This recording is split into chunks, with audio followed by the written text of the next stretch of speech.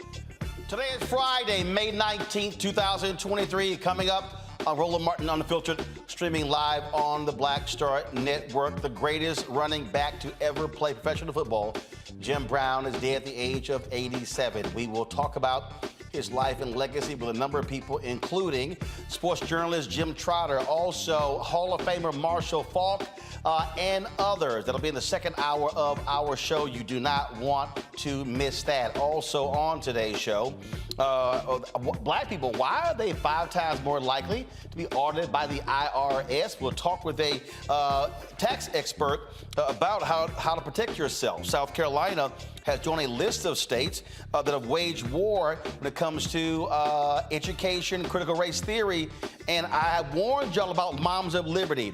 And so Michael Harriot has a 4-part series on the route where he talks about what these folks are doing that's literally destroying black education in South Carolina. You don't want to miss that conversation, folks.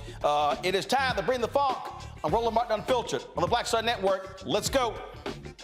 He's got it. Whatever the miss, he's on it. Whatever it is, he's got the scoop, the fact, the find. And when it breaks, he's right on time and it's rolling. Best believe he's knowing. Putting it down from sports to news to politics. With entertainment just for kicks, he's rolling. It's on go, roll, y'all. It's Roland Martin, rolling with Roland now. He's funk, he's fresh, he's real, the best, you know he's Roland Martin now.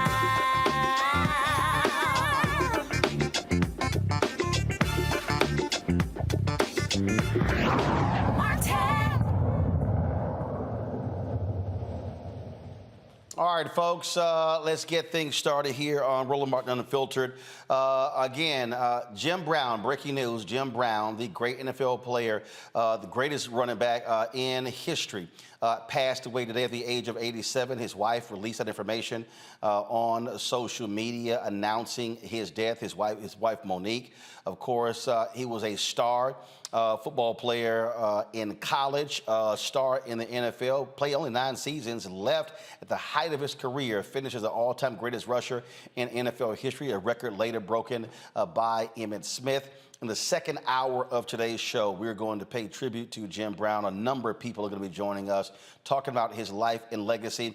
But also remember, it wasn't just what he did on the field in Hollywood, but also when it came to community groups and also anti-gang initiatives. And so there are a number of folks we'll be chatting with, journalists as well as activists, as we talk about, remember, Jim Brown, again, dead at the age of 87. Folks, the Internal Revenue Service admits that black taxpayers are more likely to be subjected to financial investigations than any other group. That's just absolutely stupid. According to the New York Times, IRS Commissioner Daniel Werfel sent a letter to the U.S. Senate detailing their research indicating the audit disparities. The letter in part says a recent study estimated using imputed race values that black taxpayers are audited at 3 to 5 times the rate of non-black taxpayers. The research further suggests that most of this disparity is driven by differences in correspondence audit rates among taxpayers claiming the earned income tax credit. We're deeply concerned by these findings and committed to doing the work to understand and address any disparate impact of the actions we take. Joining us now is an IRS-registered tax preparer and the owner of Infinity Taxes and Beyond, Douglas Lawson from Riviera Beach, Florida. Douglas, glad to have you here. Roland Martin Unfiltered. What the hell? Seriously? I mean, ain't like black folks. I mean, if you want to be auditing somebody, audit these rich-ass white folks who are cheating the government out of millions. Brother Roland, I appreciate the time. It's always a pleasure to be here.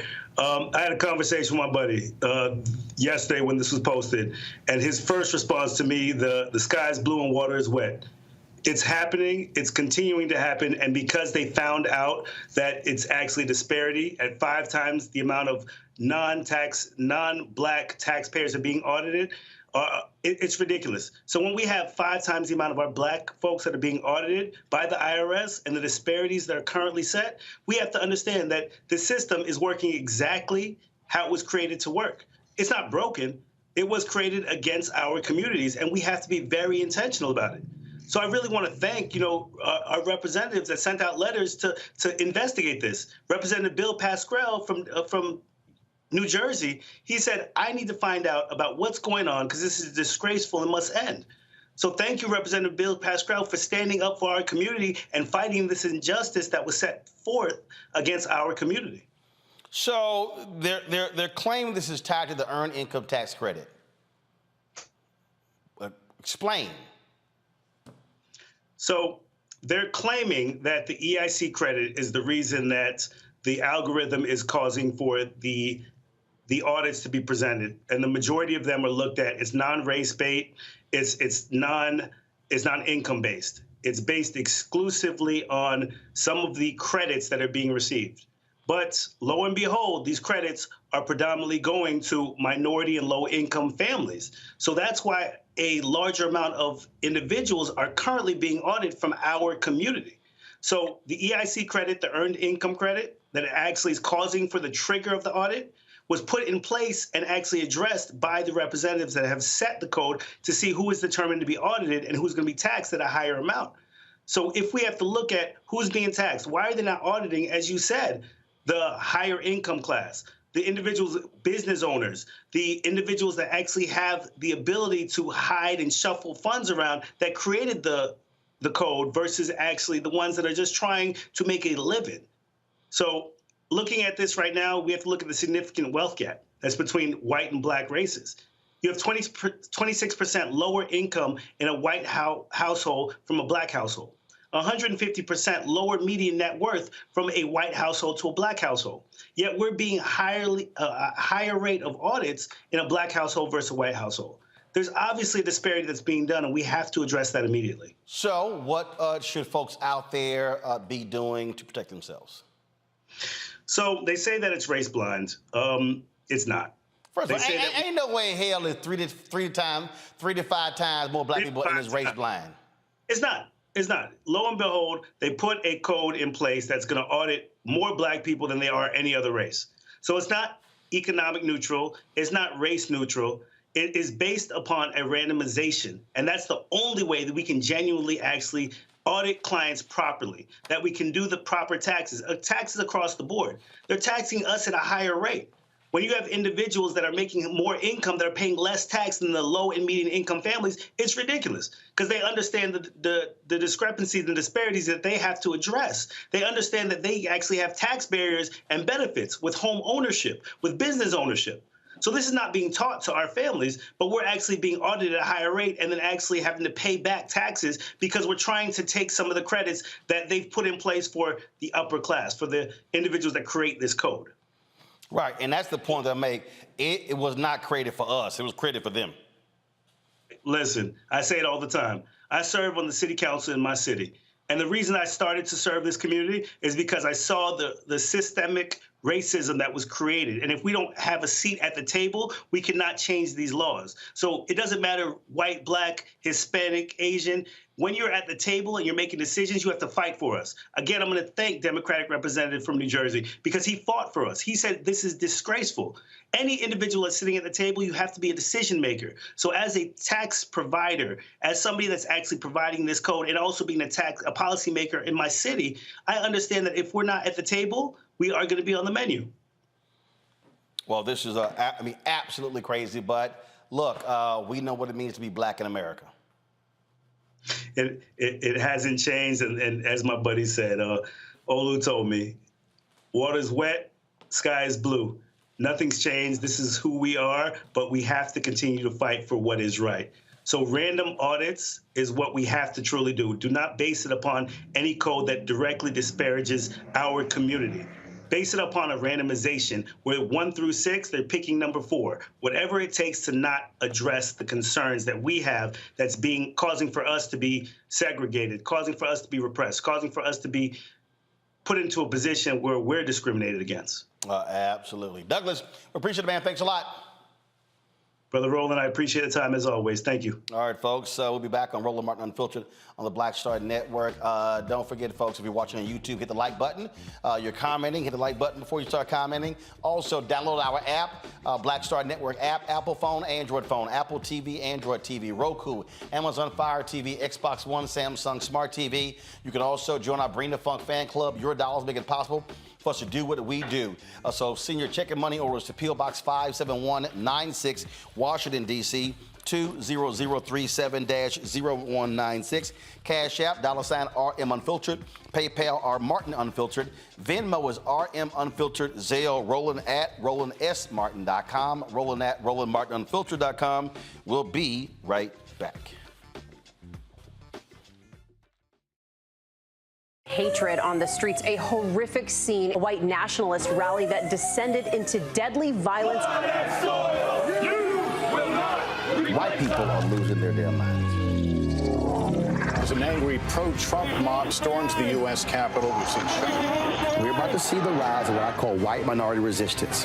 We have seen white folks in this country who simply cannot tolerate black folks voting. I think what we're seeing is the inevitable result of violent denial. This is part of American history. Every time that people of color have made progress, whether real or symbolic, there has been what Carol Anderson at Emory University calls white rage as a backlash. This is the rise of the Proud Boys and the Boogaloo Boys. America, there's going to be more of this. Here's all the Proud Boys, Dave. This country is getting increasingly racist in its behaviors and its attitudes because of the fear of white people. The fear that they're taking our jobs, they're taking our resources, they're taking our women. This is white fear.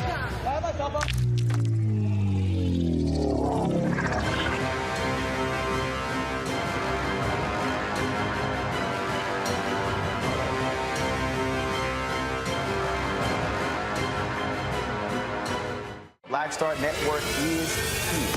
Oh, no punches! I'm real revolutionary right now. Thank you for being the voice of Black America. All momentum we have now, we have to keep this going. The video looks phenomenal. See, there's a difference between Black Star Network and black-owned media and something like CNN. You can't be black-owned media and be scared. It's time to be smart. Bring your eyeballs home. You dig?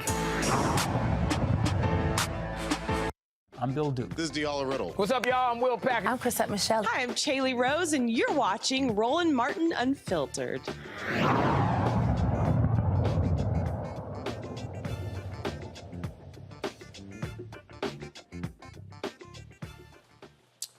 All right, folks, let's bring in our Friday panel. Glad to have them here. Matt Manning, civil rights attorney. He joins us now.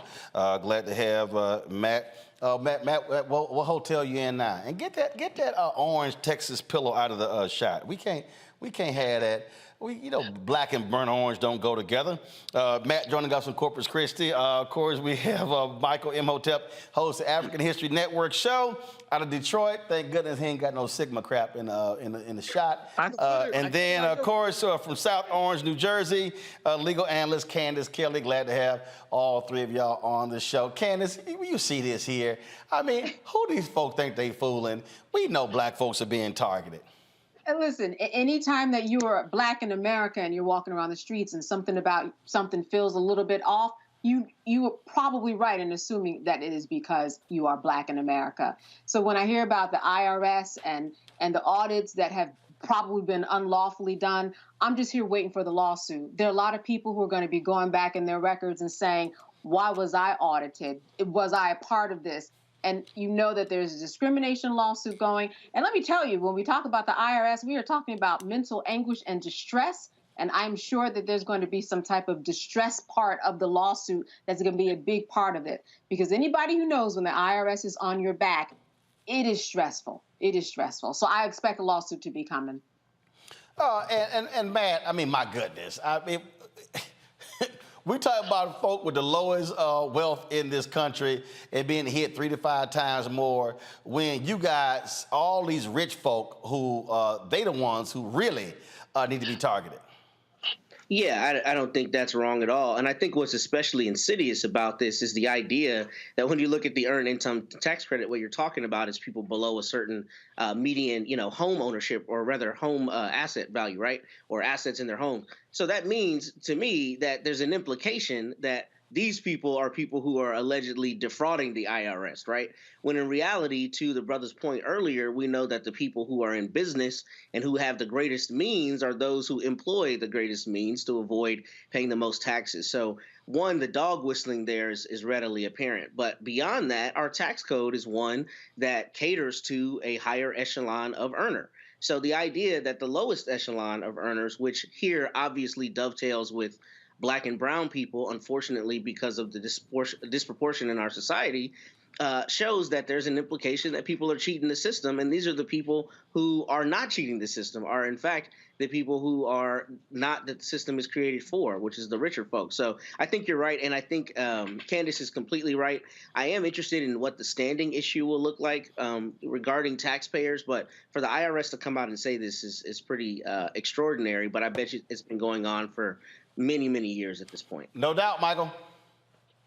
Yeah, Roland, this is not surprising. What I want to know is, what does this equate to in total dollar amounts that African Americans have to pay as a result of being audited?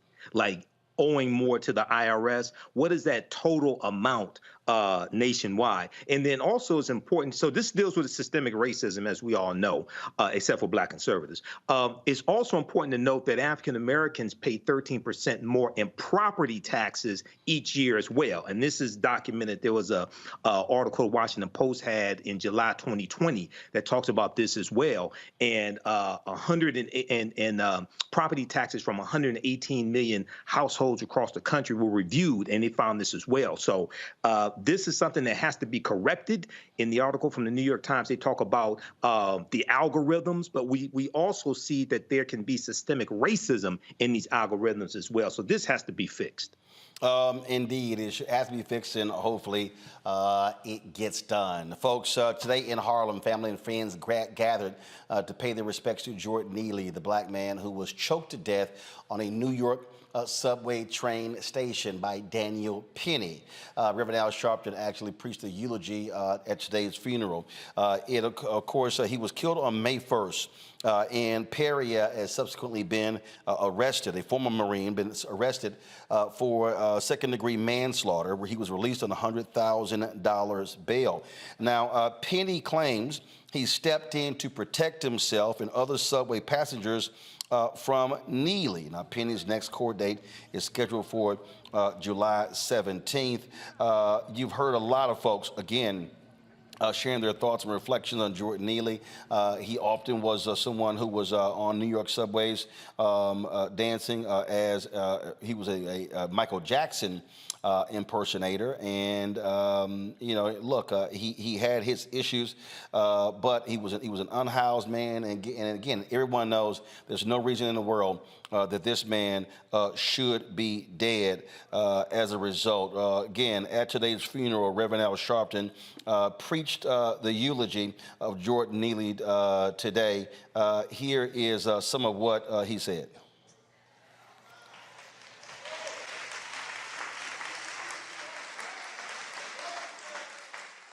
We keep criminalizing people with mental illness. People keep criminalizing people that need help. They don't need abuse, they need help. I want to know who called the order that it was all right for this man to choke this brother to death and go home and sleep in his bed. Who gave the order that it was all right to release him? We can't live in a city where you can choke me to death with no provocation, no weapon, no threat, and you go home and sleep in your bed while my family got to put me in a cemetery. There must be equal justice under the law. The sick part about it is that he'd been choked much of his life. The agencies that failed to keep him and give him mental health choked Jordan. Those that let him go, even though they had his record of needing help, they choked Jordan. The city agencies choked Jordan. He'd been choked most of his adult life. He's an example of how you're choking the homeless, how you're choking the mentally ill, how you choking all over this city. Folks, again, Jordan Neely laid to rest today in Harlem. Crazy story out of Washington, D.C. A federal grand jury indicts a Washington, D.C. Metropolitan Police Department lieutenant for his role in the January 6th domestic terror attack. But here's what's crazy about this story. This lieutenant supervised the intelligence branch of the Metropolitan Police Department. He tipped off former Proud Boy member leader Enrique Tarrio about a pending warrant for his arrest just ahead of the January 6th attack. Shane Lamont was indicted on 1 count of obstruction of justice and 3 counts of making false statements. The charges stem from the investigation into burning a Black Lives Matter banner in December 2020 when the Proud Boys were roaming the streets of D.C. for a pro-Trump event.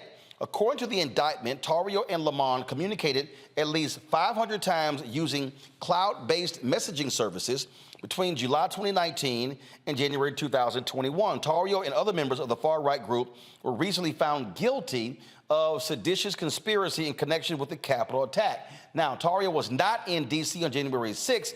A judge banned him from the city the day before the attack. This story here is pretty crazy, Matt, because you have a D.C.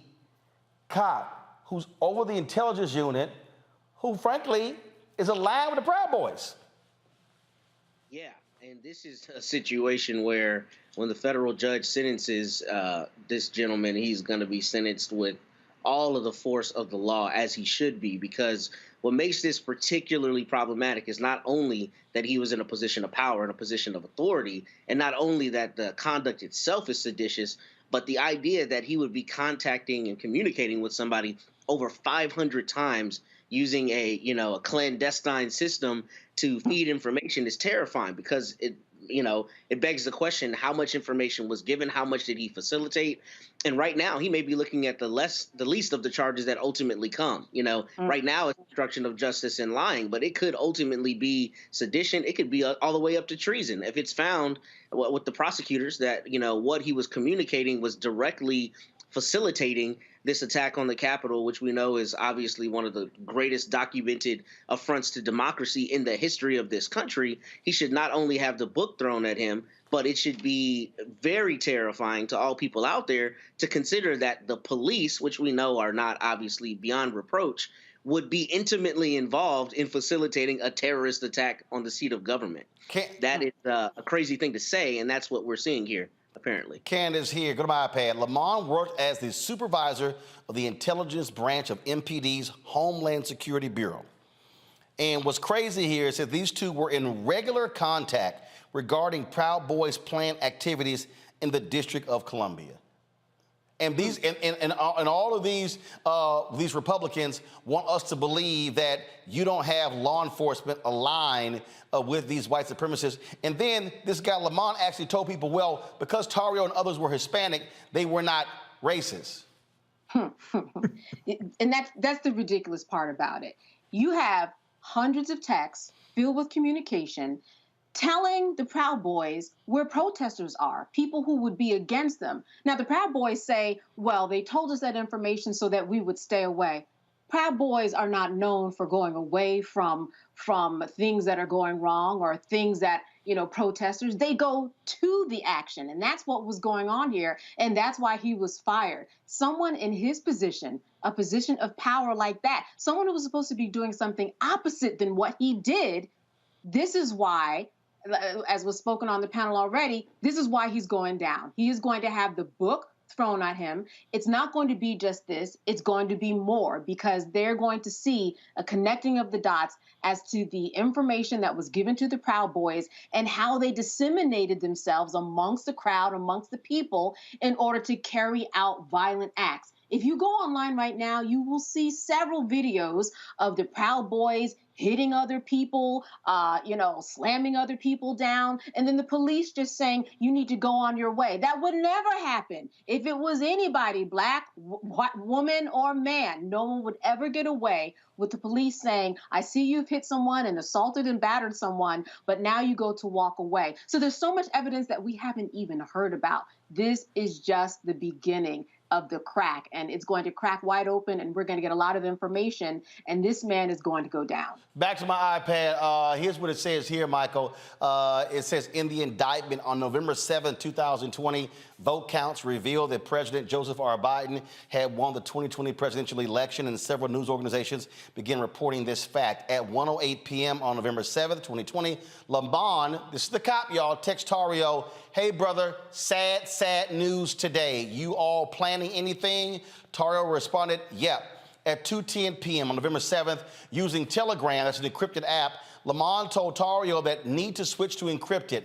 Alerts are being sent out to LE law enforcement as social media website accounts belonging to your people are talking about mobilizing and, quote, taking back the country, getting people spun up, just giving you a heads up. At 2:14 p.m. on November 7th, 2020, using Telegram, Tario sent Lamont an audio message.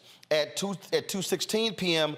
on November 7th, using Telegram, Lamont told Tario, got your voice messages, just giving you a heads up. Please keep this between you and me. So here you have Michael, this cop, not happy that Biden is president. He's sitting here cavorting with a white supremacist member of the Proud Boys and giving them a heads up on information and saying, hey, go to the encrypted app so we can talk. Yeah, Roland. And at the same time, I'm not surprised, because white supremacists have always been involved in law enforcement. OK, I know, for instance, I know people periodically will get a report that say white supremacists have infiltrated law enforcement. They haven't infiltrated anything. They've always been there. When you go study Goodman, Schwerner, and Cheney, June 21st, 1964, Philadelphia, Mississippi, killed by the Ku Klux Klan, the 3 civil rights workers. It was the sheriff who tipped off the Klan in which direction they went after he released them. And the Klan caught them right before they crossed the county line. So I'm not saying this is acceptable. We need to fight this. But this does not surprise me at all. And people like him need to be held to the full extent of the law. Indeed. All right, folks, hold tight. First of all, before I go to the break, sheriffs indicted for this took place in Georgia. We covered this story here. A Georgia grand jury has indicted 3 former law enforcement officers for beating a black inmate inside a county jail. Former Camden County Deputy Ryan Beagle and detention officers Mason Garrick and Braxton Massey are facing charges of battery, simple battery, and violations of oath by a public officer. The incident happened in September when the 3 officers were caught on video beating Jared Hobbs, who was initially hit with 10 additional charges after the incident, but those charges were dropped once the video was released. If convicted, the officers could face up to 12 months in jail. However, the violation of oath by a public officer charge is a felony with a possible punishment of 1 to 5 years in prison. So, again, glad to see that happen. Now let's see if they get convicted. All right, folks, got to go to a break. When we come back, we're going to talk about Moms for Liberty. I've been warning y'all what happens when we sit out school board elections. Michael Harriot is going to join us. It's a 4-part series with The Root, where he broke down how these white, crazed, deranged, anti-CRT, white, hardcore conservatives are taking over black school districts, firing black superintendents, and they're in control of our kids' education. It is a despicable thing that's happening, not just in South Carolina, but all throughout the Southeast, folks, and they are not stopping. We'll explain next on Roland Martin Unfiltered, right here on the Black Star Network. That was a pivotal time. I remember Kevin Hart telling me that. He's like, man, what you doing, man? You got to stay on stage. And I was like, yeah, well, you know, I'm young, thinking, like, I'm good. And he was absolutely right. What show was the other time? This was one-on-one. Got it. During that time. So you're doing one-on-one, going great. Yeah. You making money. You like. I'm like, I don't need to leave. I don't need to leave from Wednesday, Thursday to Sunday. I didn't want to do that. It was just like, I'm gonna stay here. Or I didn't want to finish work Friday, fly out, go do a gig Saturday, Sunday. I was like, I don't have to do that. And I lost a little bit of that hunger that I had in New York. I would hit all the clubs, run around. Sometimes me and Chappelle, or me and this one or that one, we go to the Comedy Cellar at 1 in the morning. And I mean, that was our life. We loved it. You do 2 shows in Manhattan, go to Brooklyn, leave Brooklyn, go to Queens, go to Jersey. And I got complacent. I was like, I got this money, I'm good. I don't need to go chase that, because that money wasn't at the same level that I was making, but what I was missing was that training. Yes. Was that. And it wasn't the money. It was the money. It was that's what I needed.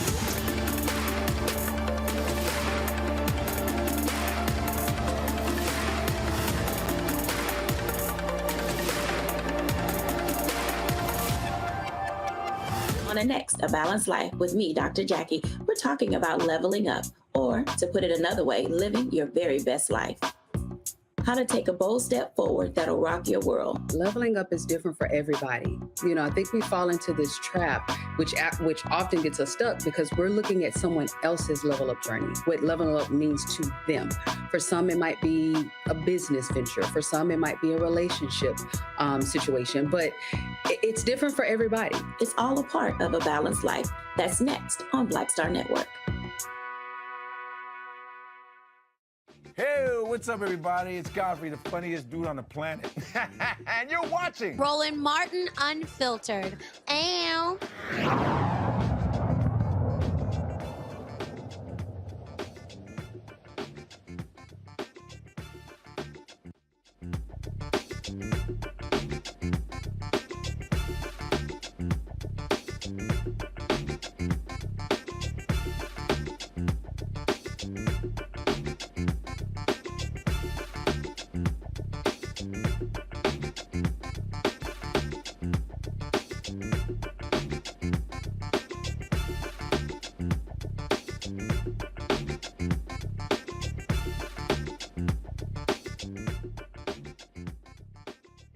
This one here? All right, let's go.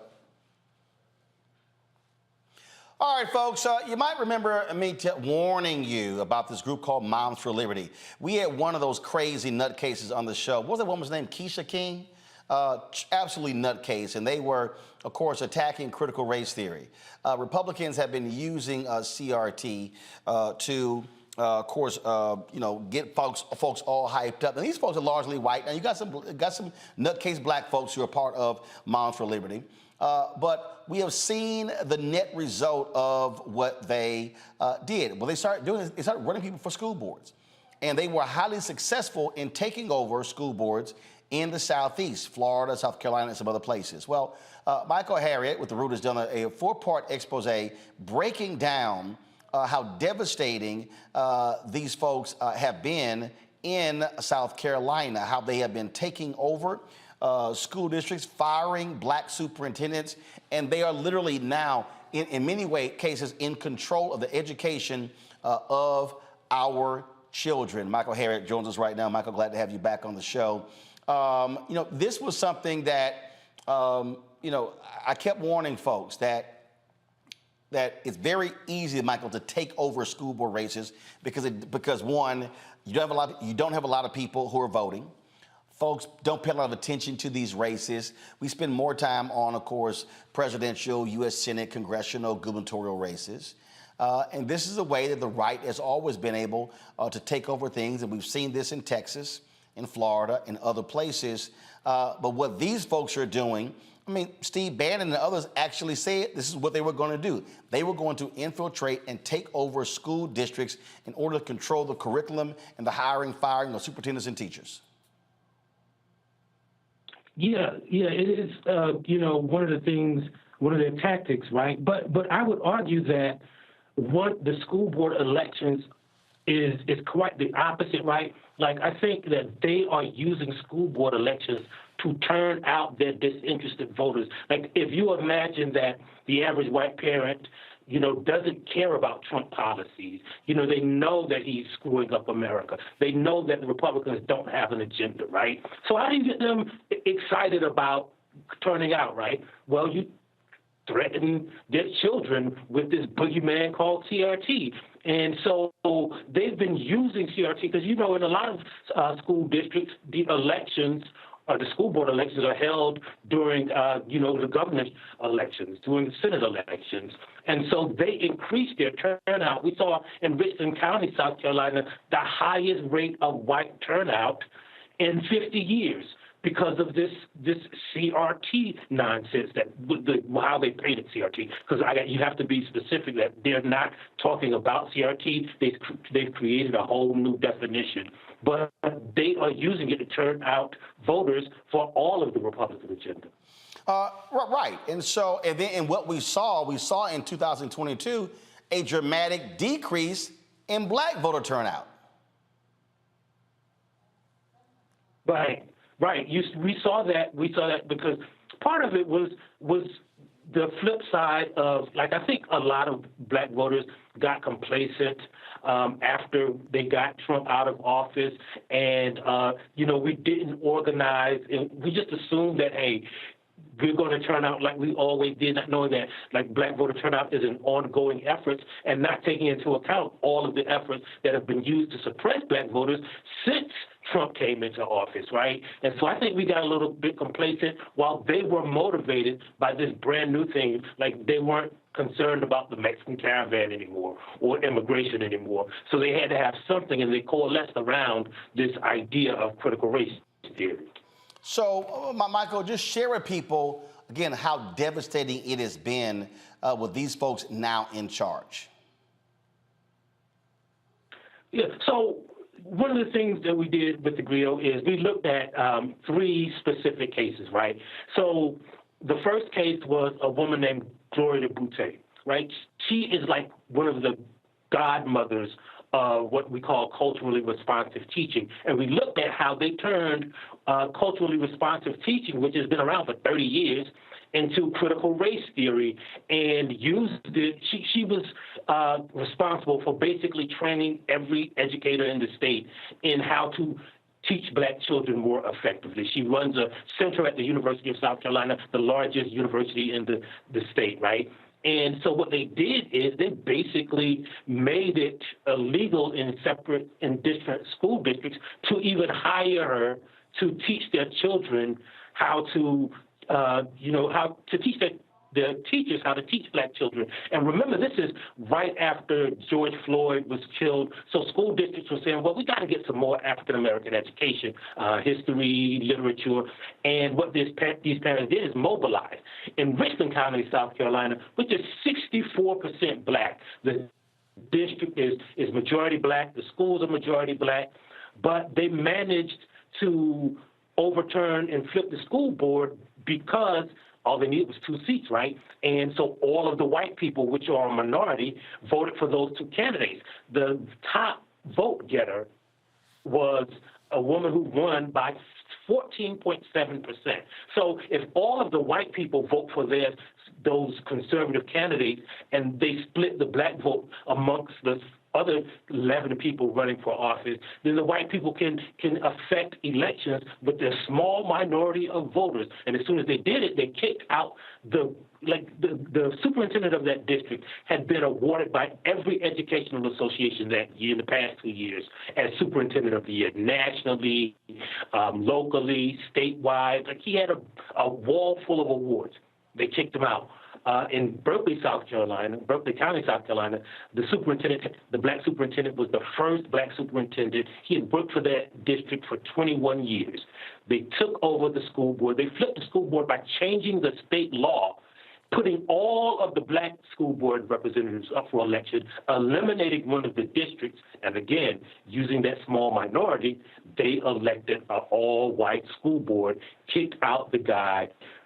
And then what they're doing is they're paying these people huge severance packages, but you got to remember, these are majority black places, so the black people are paying for these problems to go away while the white people are doing it and reducing the education, the history, the culture of black people in the education system. Michael, hold tight 1 second. I got to go to a break. We come back. We're going to continue to have this conversation and bring in our panel as well. Folks, trust me, this is their strategy, and they want to do this in school board elections this year. They want to do it in 2024. So don't think this is sort of a one-off. This is real. You're watching Roland Martin Unfiltered on the Black Star Network. Folks on YouTube, hit that like button, y'all. We should be way over 1,000 likes. Should be easily at 2,000 by now. Download our app, of course, download our app, Black Star Network app. Apple phone, Android phone, Apple TV, Android TV, Roku, Amazon Fire TV, Xbox One, Samsung Smart TV. You can also, of course, support us by joining our Bring the Funk fan club. Send your dollars to cash money orders, check money orders, P.O. Box 57196, Washington, D.C. 20037-0196. Cash App, $RM Unfiltered. PayPal, R Martin Unfiltered. Venmo is RM Unfiltered. Zelle, Roland at RolandSMartin.com. Roland at RolandMartinUnfiltered.com. Be sure to get a copy of my book, White Fear, How the Browning of America is Making White Folks Lose Their Minds. Available bookstores nationwide, Amazon, Barnes & Noble, Target, Books A Million. Download your copy on Audible. We'll be right back. When you talk about blackness and what happens in black culture, we're about covering these things that matter to us, speaking to our issues and concerns. This is a genuine people-powered movement. There's a lot of stuff that we're not getting. You get it, and you spread the word. We wish to plead our own cause. Too long have others spoken for us. We cannot tell our own story if we can't pay for it. This is about covering us. Invest in black-owned media. Your dollars matter. We don't have to keep asking them to cover our stuff. So please support us in what we do, folks. We want to hit 2,000 people, $50 this month, raise $100,000. We're behind 100,000, so we want to hit that. Y'all money makes this possible. Check some money orders. Go to P.O. Box 57196, Washington, D.C. 20037-0196. The Cash App is $RM Unfiltered. PayPal is R Martin Unfiltered. Venmo is RM Unfiltered. Zelle is Roland at RolandSMartin.com. Next, right here on The Frequency, the woman they call the Gifted Eye, hip-hop celebrity photographer Coy Soldier. She's the master storyteller that captured the history of hip-hop through the lens of her camera. Tupac comes out, the next thing you know, you didn't know who they were at first. You just seen all these dudes just come rushing the stage. Then you realize Biggie gets a bottle of champagne, he pops it open, sprays it on the crowd, he drinks the bottle. Coy Soldier, the hip-hop celebrity photographer, joining me right here on the next episode of The Frequency on the Black Star Network. What's up? What's up? I'm Dr. Ricky Dillard, the choir master. Hey, yo, Peace World. What's going on? It's the Love King of R&B, Raheem Devon, and you're watching Roland Martin Unfiltered.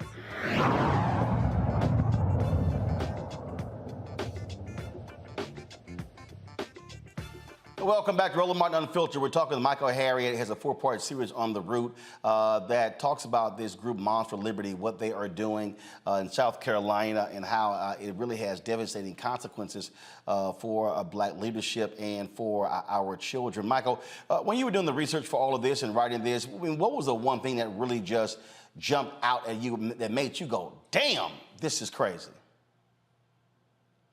Well, the most interesting part of it to me is that, like, you have a woman like Gloria Boutte, who's literally been on every continent teaching how to teach minority children. You have Baron Davis, who's won every award. You have Deion Jackson, who has a doctorate, who's been in that school district for 21 years. And then they are battling just random, uneducated white people, like the woman, Sherry Few, who led the effort in Kershaw County against Boutte. Like, she doesn't even have a college degree. Like, she is just uneducated. The women all over the country who are starting this movement, the woman in Berkeley County doesn't even have a child in Berkeley County schools. The president of Berkeley County Moms for Liberty, the woman in Richland County, she doesn't have a degree in education. Even the guy who started this whole thing, Christopher Rufo, right, who said he was quite intentionally redefining critical race theory as everything that white people hate.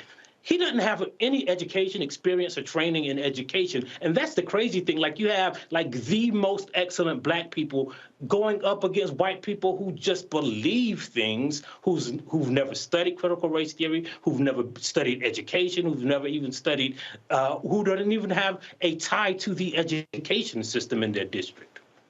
Wow. And again, for them, this is not about education. It's about political power. It's about control. And it is about putting black folks in their place. Let's open up for my panel. Questions from my panel. Candace, Kelly, you first. You know, so Moms for Liberty, they have chapters all over, and they're recruiting people heavily. I'm wondering, what do you think, in your estimation, is the equivalent of what we can do? We already have organizations in place. What do we do to combat Moms for Liberty that is, you know, basically recently just formed, and we've got organizations that have been formed for years? How do we jump in? What do you see as part of the solution? Well, I think part of the solution is doing just exactly what Roland is doing, right? Telling people about the threat that they pose.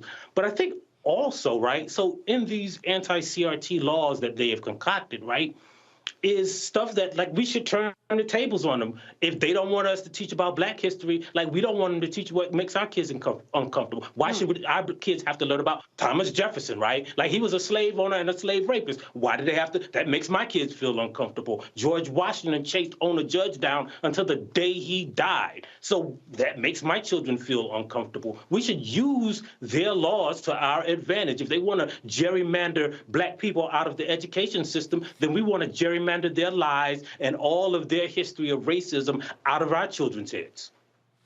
All right, Michael. Hey, Michael, look, it's good to talk to you. I've been following this whole anti-critical race theory a lot and talked about it on my show. What I wanted to know is, I remember when this anti-critical race theory push was beginning, you had Democrats who were reluctant to fight back against it, to call out the lies that are being told by the right, things of this nature. Now this has exploded, and you have people gaining political power through local school boards. What do you think we should do now? I understand what you just said about flipping it around and talking about Thomas Jefferson and George Washington, but overall strategy to really fight this and take back this power. What do you think, especially African Americans, should do right now? Well, first of all, we have to fight it from the inside. We have to fight it with our individual teachers, right? Like, because one of the things that people don't realize is, like, if there were people, superintendents and school board members, who wanted to teach critical race theory, like, school boards don't really control the curriculum, right? So what we have to do is fight at the state level to make sure our history is included in our curriculum. What we have to do is fight at the school board level to make sure that the people who attend those meetings aren't spreading these lies. And what we have to do, most importantly, is recognize that, like, the history of the school board, the people who are running for school board and their candidates, we should know about those candidates as much as we know about the people who are running for governor and president and secretary of state, because those are the people who, like, for instance, in Richland County, they ran this black conservative, right? So they got some white people, all the white people to vote for her, but a few black people saw, ooh, there's Lakeisha up here, so we're gonna vote for her, not knowing that she was endorsed. Looks like we lost Michael's feed there. So if y'all can get Michael back, so we can finish the interview. I mean, the thing here, Michael, Candace, and Matt, is, again, these people are organized, they're mobilized. There's a very clear and specific strategy. And what they've done is they've caught folks slipping, Matt, in areas that people don't pay attention to. And I've spent a lot of time over the years, not just Roland Martin Unfiltered, but when I was at TV one time during a morning show saying, folks, do not fall asleep on these school board races. Yeah, I think you're exactly right. And not only that, what they're doing is leveraging, nebulous terms like liberty and freedom to galvanize support among people who are also not going to apply the critical thought to see what is in fact being protested.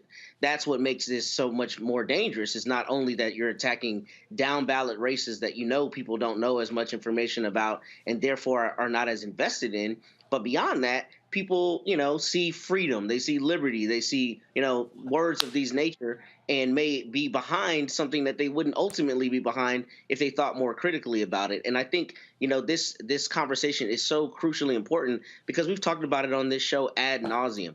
Most people have no idea what critical race theory actually is. They leverage the dog whistle because they hear the word race and think, oh, I don't want my kids being taught all this black stuff that makes me feel bad to be a white person. That's ultimately what it comes from. And that problem, if you don't have it countered with people who are running actively, of our people, who are running actively for the school boards, then you get them stacked with people who not only have no education, but have no real desire to imbue the kids with the actual truth. We're going to have generations of people who have no idea what their actual history is because their teachers are prevented from being taught it because some angry mom thinks that it's, comports with liberty to keep that from her children. So that's the problem to me, is the reverberation effects. And what you're dealing here, Michael, is real simple. And that is, it is about power and control. Absolutely. That's what I was going to say. That's one of my notes, Roland. We have to stop telling African Americans to vote for exercise. You don't vote to exercise your right to vote. You vote for power. This is about power acquisition. And what Stephen K. Bannon and others have taught these white conservatives is that the road to political power in America is through local school boards. And what happened was they tapped into the frustration that a lot of these white people had with COVID-19 restrictions, where their children having to wear masks in school, things of this nature. They went from that to this creating this boogeyman of critical race theory that, as Matt and others have said, most of these conservatives can't define what it is. And then what Christopher Rufo said was, he said they were going to take everything that caused discomfort among white people, put it under this umbrella of critical race theory. Okay, so if you read something in the newspapers that you didn't like or thought was crazy, you say, oh, that's critical race theory.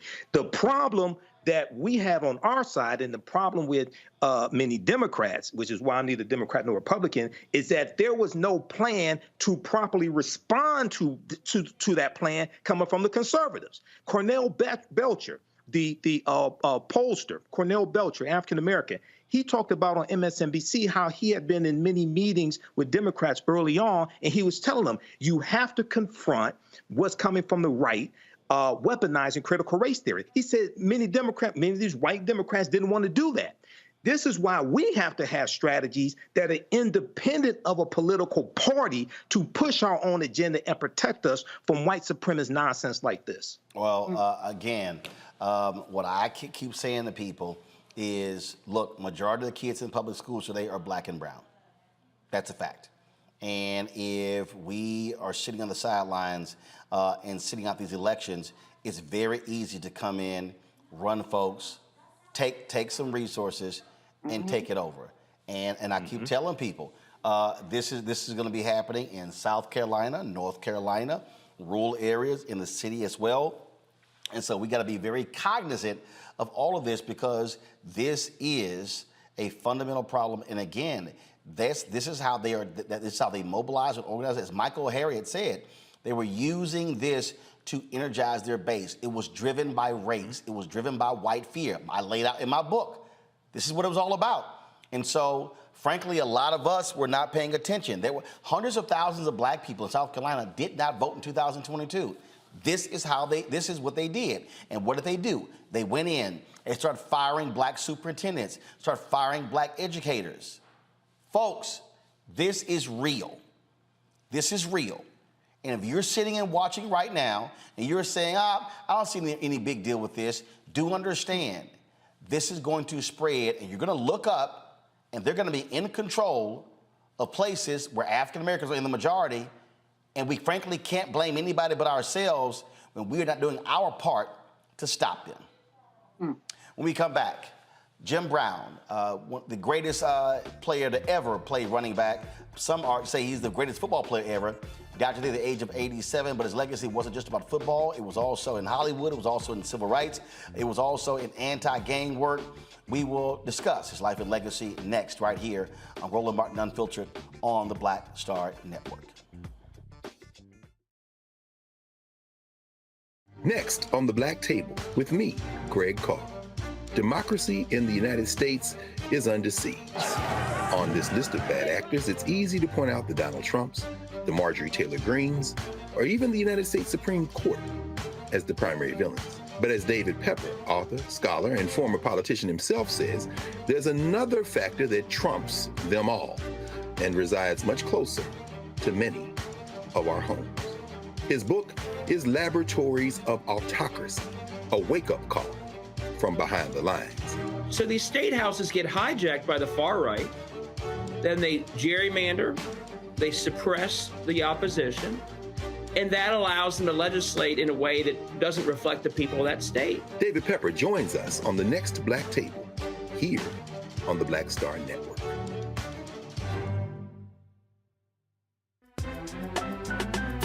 I'm Faraji Muhammad, live from LA.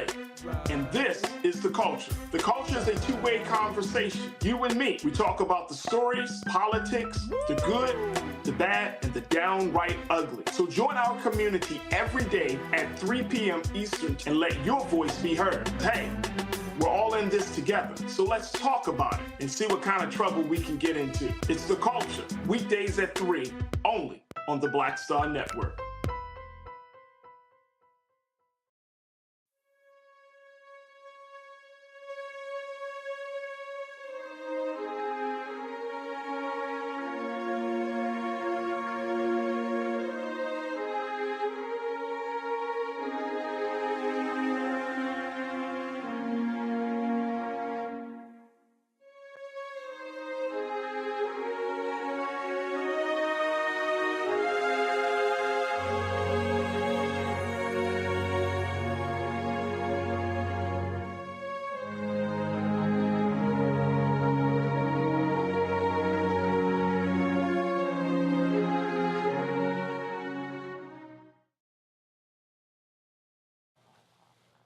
He starred at Syracuse University, should have won the Heisman Trophy, but racism prevented him from doing so.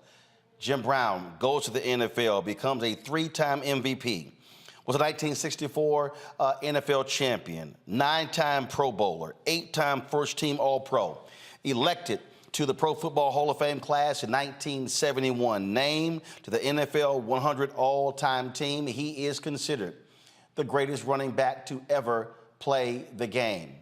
Folks, he played 9 seasons, retired at the top of his game, finished as the NFL career rushing leader, a record that was later broken by Emmitt Smith. Jim Brown leaves the NFL, goes to Hollywood, begins to star in a number of movies, partnered with Richard Pryor actually on a movie studio. And then, of course, he was very much involved in economic issues, civil rights, anti-gang work. Well, Jim Brown did a significant amount in his life and career. He passed away today at the age of 87. This was the announcement that was posted on social media by his wife, Monique, alerting folks about his passing. She wrote, "It is with profound sadness that I announce the passing of my husband, Jim Brown. He passed peacefully last night at our LA home. To the world, he was an activist, actor, and football to our family, football star, I'm sorry. To our family, he was a loving and wonderful husband, father, and grandfather. Our hearts are broken." Tributes have been pouring in all across social media. The NFL released their tweet announcing his passing. Go to my iPad, please. This is, of course, what they posted here, announcing all of his stats. This is a video they also posted of Jim Brown playing. Again, he had everything. He could run, he could catch, he could block. He was fast and he was strong. He was an incredible athlete and someone who, again, every running back in NFL history is measured by. When they talk about running backs, he is simply the gold standard in professional football. But the thing about it, he wasn't just a football player. He also was a lover of lacrosse in many ways. Paul Robeson, who also was a star athlete, he also loved lacrosse as well. And Jim Brown actually once said that he would rather play lacrosse for 6 days and play football on his 7th day. This right here is Jim Brown. This is from the Premier Lacrosse League. Jim Brown talking about lacrosse. Who respected it and loved it. I understood that in order to be a great lacrosse player, who we got is you had to master the stick. Rambo protecting, spinning, back and forth. Rambo slips away, he scores! In lacrosse, in order to be an MVP, you have to have a lot of things going for you. You have to be a great stick handler. Fake the behind the back, and he scores! Everybody bites on the field's fake. Which means you can maneuver a ball in your stick maybe better than anyone that's playing the game. Schreiber scores! You have to have an overhead and an underhand shot. Again, so when you look at what he did at Syracuse, he played football, he ran track, was on the cross.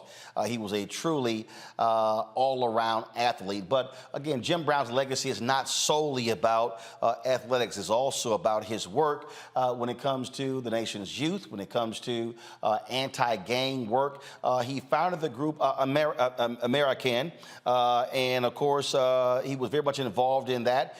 You talk to gang members in Los Angeles and other parts of the country, they'll tell you about Jim Brown coming into a lot of dangerous areas, sitting down with young folks, brokering peace deals as well. Kublai Toure is executive director of American in Illinois. Kublai, glad to have you on the show. For folks again who don't know what the work that Jim Brown was doing in communities, share with us what it was like working with him with the Illinois chapter.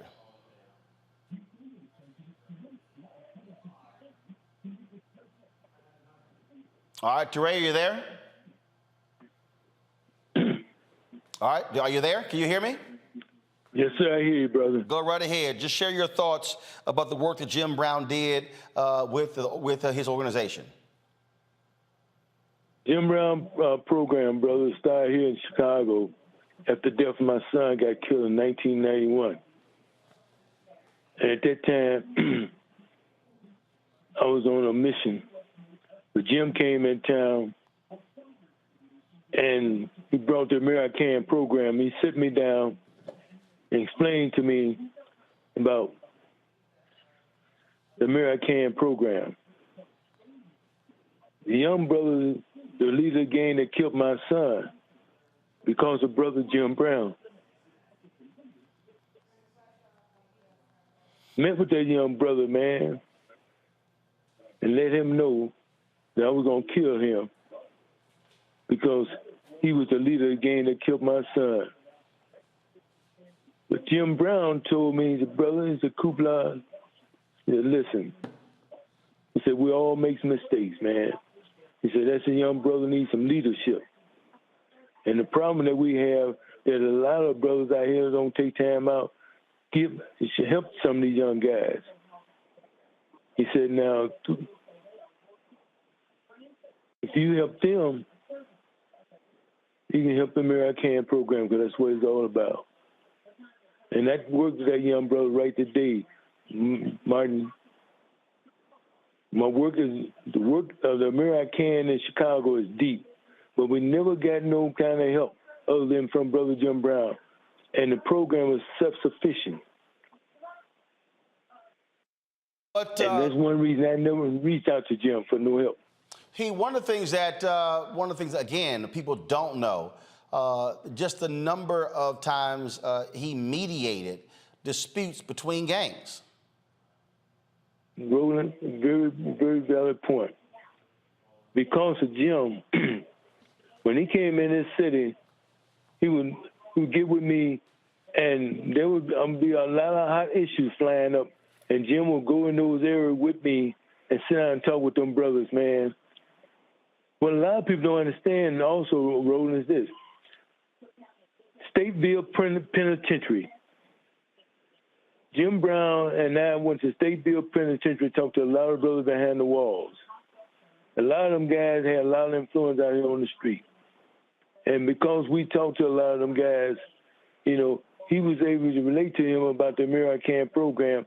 And when a lot of them guys got out, I ran the American program in Chicago. And in Chicago, we said, educate before you agitate. Communicate and participate. It's a process. In the national level, it said, in a decision-making process, eliminate your negative and establish the facts that choose your best option. The bottom line, Martin, is that the work that we put in, that Jim put in, is unspeakable, brother. For the last 30 years, I've been with that brother, man. And I went through all kinds of things. We've been all kind of problems here in Chicago. And do you know I can't get no help? I can back up everything. We initiated the Game Truth. So many, put out so many little fires. But here's the other thing, Martin. When I became a fireman, my son got killed. But I initiated the Game Truth because of Jim. From that point on, brother, I've been working in these streets. And Jim always had my back. And just recently, the other day when I called you, I was going to send you information about the black firefighters and the American program working in the streets. You know, right now, brother, after 30 years, I got a young brother that teaches boxing over at the Robert Taylor Park named Jeff Mason, former gangster disciple. For 30 years, that brother, I've been working that program. I got another young brother, the Vice Lord, Coach Charles Rice on the West Side, Lindale Eagle football team. For 30 years, brother, these programs, I've been working through the American program. So we've been doing the work, brother, but don't nobody want to give us our props. You know, as a black man, it's hard for a black man to be himself, because if you can't be yourself, then other people want to buy you off. You know, so I'm not with all that. Jim wasn't with all that, but I learned a lot from Brother Jim. He was my mentor. He was my big brother, man, and I love that man. Kublai Ture, we appreciate you sharing your reflections of Jim Brown. For folks, if they want to support your organization, where do they go? Is there a website they can go to? Yeah, no, right now I don't have a website. They can always reach me by my phone number. I have no problem with it. Area code 773-443-7809. And they right, and it's American, Illinois. All right, just repeat the phone number one more time. 773-443-7809. All right. Martin, let me say, may Allah bless you and your family, brother. And I'm praying that He have mercy on my big brother's soul, man. I appreciate it. Thank you so very much. Thank you, sir. Thank you.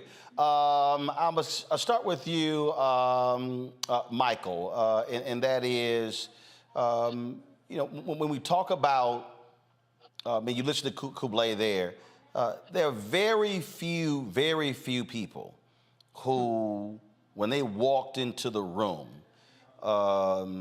they demanded a level of respect Jim Brown was one of those guys. He seemed like you never ever saw Jim Brown smile, but he had the demeanor that could demand that level of respect from some of the toughest cats you can ever think of.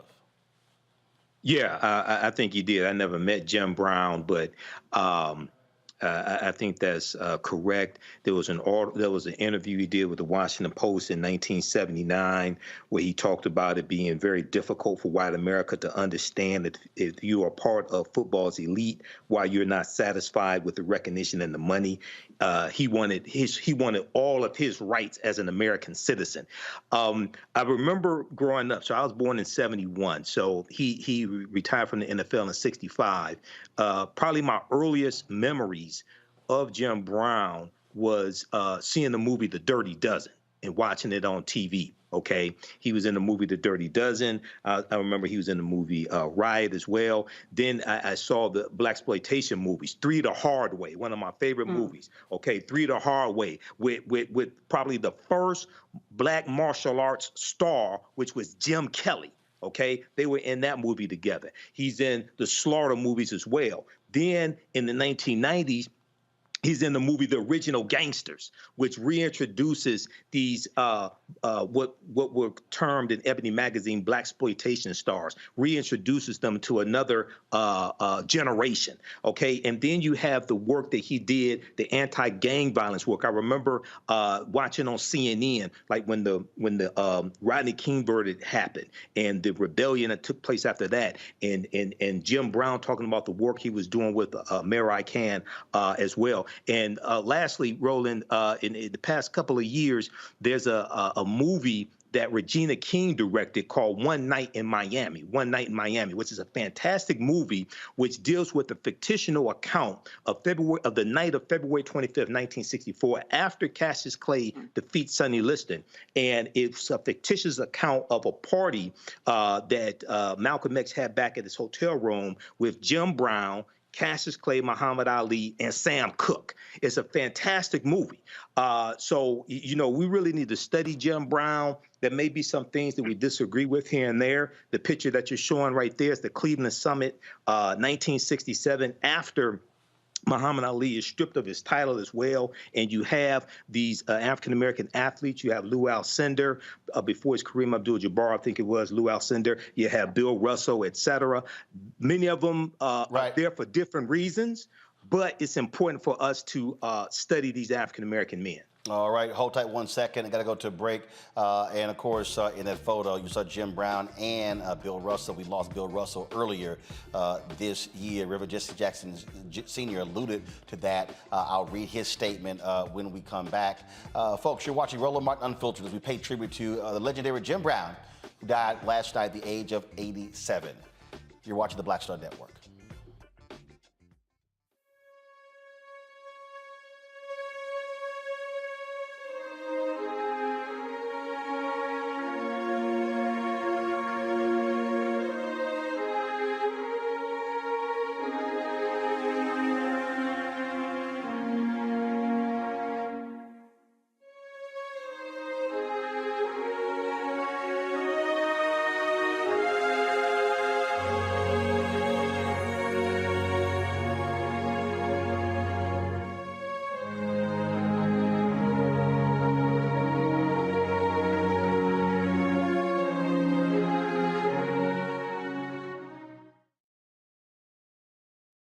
Hatred on the streets, a horrific scene, a white nationalist rally that descended into deadly violence. White people are losing their damn minds. An angry pro-Trump mob storms the U.S. Capitol. We're about to see the rise of what I call white minority resistance. We have seen white folks in this country who simply cannot tolerate black folks voting. I think what we're seeing is the inevitable result of violent denial. This is part of American history. Every time that people of color have made progress, whether real or symbolic, there has been what Carol Anderson at Emory University calls white rage as a backlash. This is the rise of the Proud Boys and the Boogaloo Boys. America, there's going to be more of this. Here's all the Proud Boys, guys. This country is getting increasingly racist in its behaviors and its attitudes because of the fear of white people. The fear that they're taking our jobs, they're taking our resources, they're taking our women. This is white fear.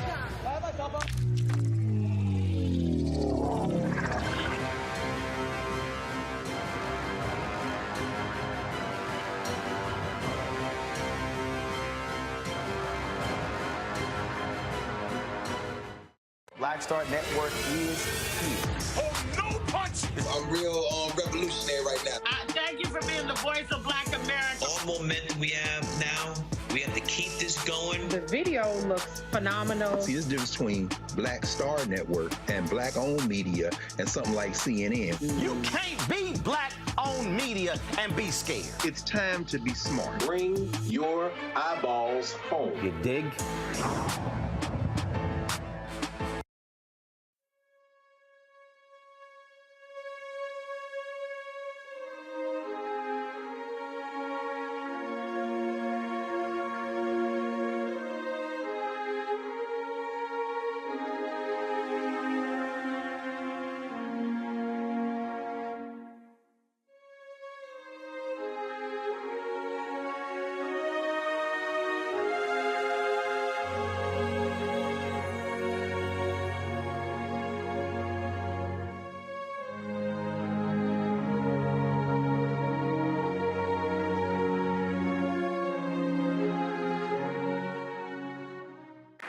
And it's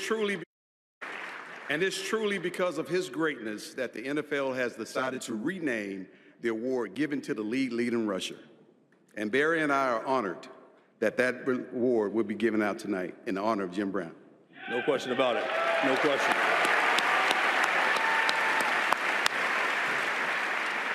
Now, please give it up for the first Jim Brown Award winner, Josh Jacobs of the Las Vegas Raiders.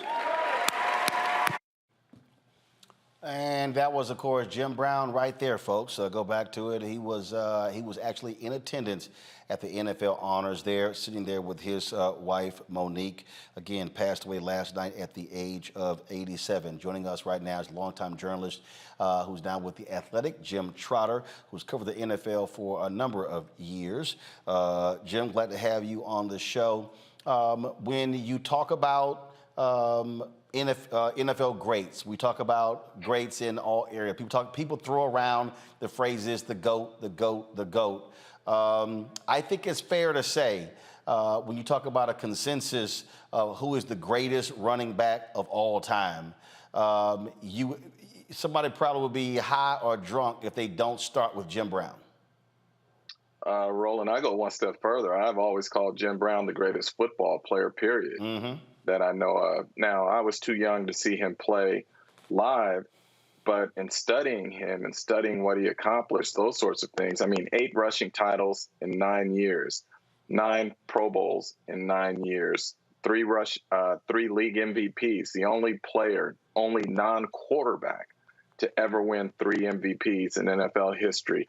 I could keep going on and on and on, but to me, Jim Brown was the greatest football player that I know of. If we go back to college, the reason that he's not a Heisman Trophy winner because of racism. There is no doubt he should have won the Heisman Trophy his senior year. What was it? Paul Hornick who won, who was like on a losing team. But again, it was absolute sports journalism racism that he never won the Heisman Trophy, and he set the standard, and he really began that trajectory of these great running backs coming through Syracuse. Well, here's the thing too, though, Roland. He was not just a great football player. He was a great lacrosse player and track as well. Yes, you could make the case that Jim Brown was maybe the greatest athlete we've ever had. Period. Now, I will throw one name out there. I would love to have that debate: Jim Brown, Paul Robeson. Okay, you could have that debate, but I'm saying when you are the best in every sport that you compete in, and we know he was the best. Well, in my opinion, he was the best in football. In lacrosse, he was the best. You talk about track and field. Jim Brown was just He was incredible. And it's funny, I want to show you, like this book, I write about it in the column I just wrote, Jim, and I talk about how this is one of the most powerful books I've ever read, his autobiography, because of its directness, its frankness, and his ability to be unapologetic.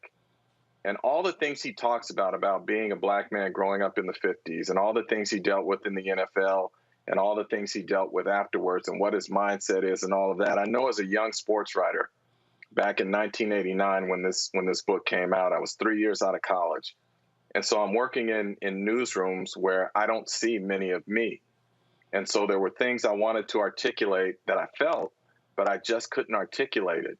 And then I read his book, and I was like, wow, many of the things he is saying in here are the things that I feel that I can't articulate. And so people may find it strange when I say that a sports book is one of the most powerful books I've ever read, but his autobiography did that to me. It spoke to me in a number of different ways, and I would recommend it for anyone to read who wants to learn about him, who wants to learn about conviction, who wants to learn about standing up during times where it is either not safe or not comfortable to do so.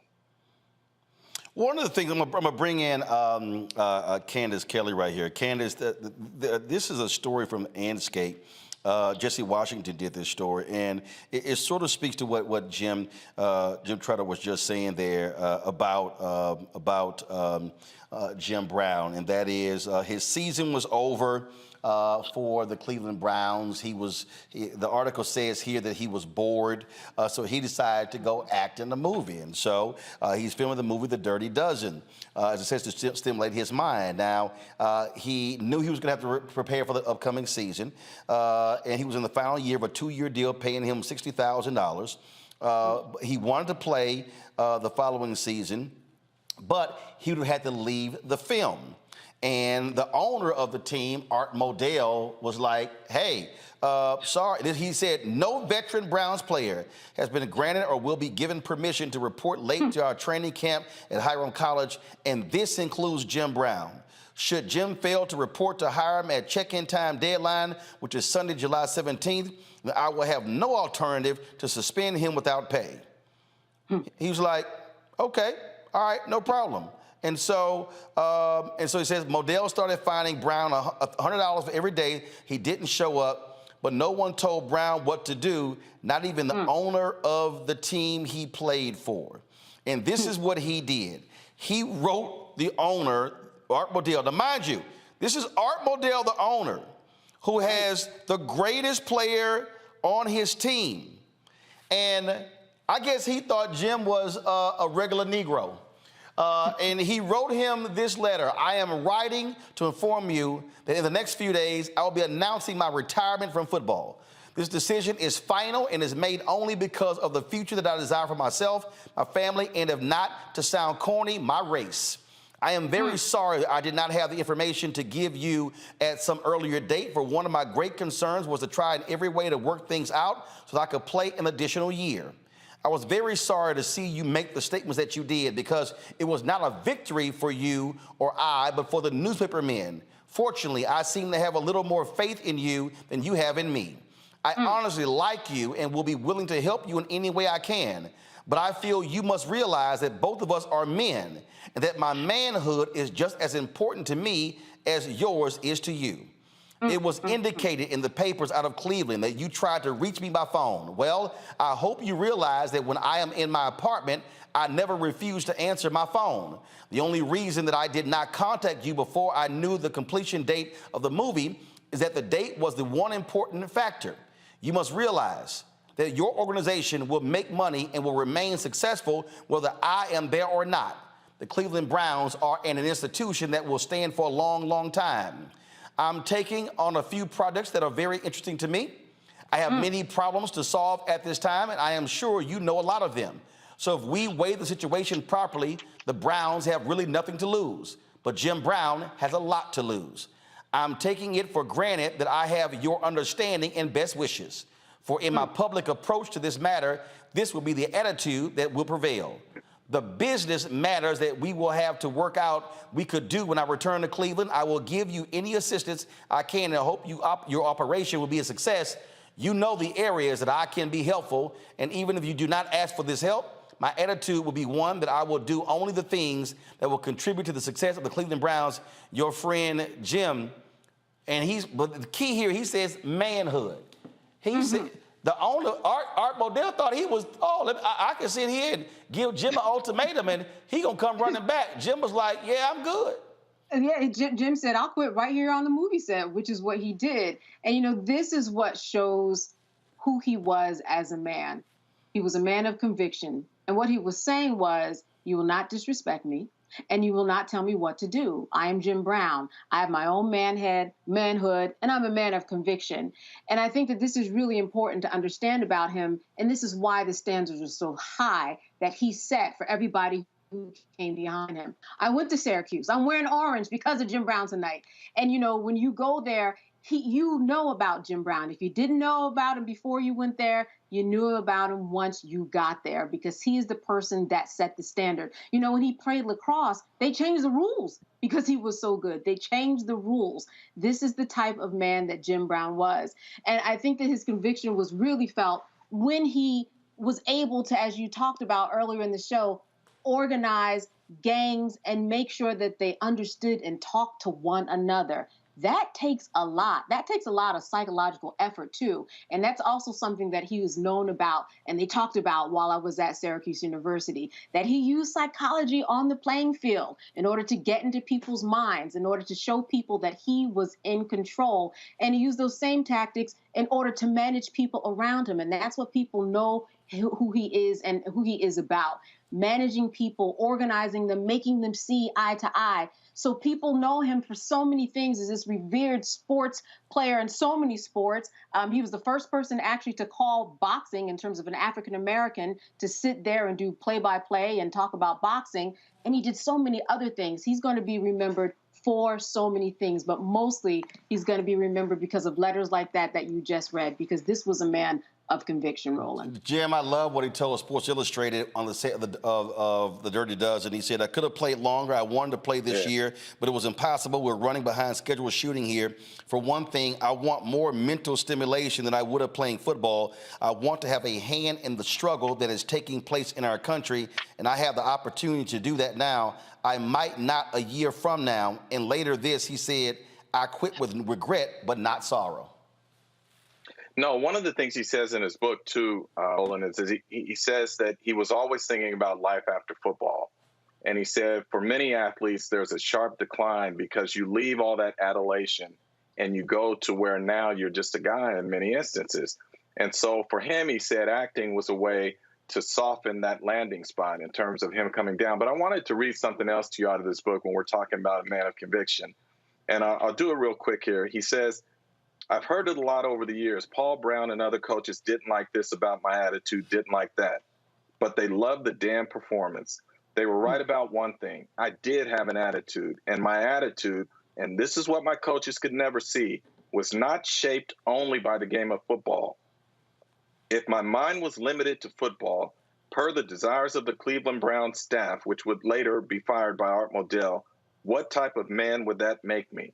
My attitude was shaped by my personal conviction. It was shaped by society and my role in that society. It was shaped by being black in America in the 1950s. And if it wasn't for that attitude that people spoke of, I never would have made it to the Cleveland Browns. Man, Jim Brown was just different. And that's what I loved about him in terms of he was unapologetic and unafraid when it came to speaking his truth. And we don't see that in a lot of athletes today, which as I get older is disappointing, because I think guys like Jim Brown, Bill Russell, and others had laid the groundwork for black athletes to be able to speak up and to stand on their conviction. So for me, I know some people want to focus on the other things, and that's fine. Jim Brown was a lot like life. He was complex.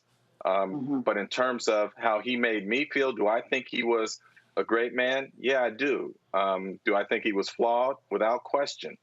But Jim Brown, to me, provided some purpose in terms of understanding who I was and how I wanted to carry myself in terms of addressing certain things in certain situations. Indeed. Hold tight 1 second. Got to go to a break. We come back. Marshall Faulk, Hall of Famer, will join us. Terrell Owens will join us as well. Also, we'll be talking with Ricky, another Hall of Famer, Ricky Jackson. Also, share some social media posts of various folks like Eric Dickerson, Emmett Smith, Barry Sanders, and others as they remember Jim Brown, who passed away at the age of 87. We'll be right back on the Black Star Network.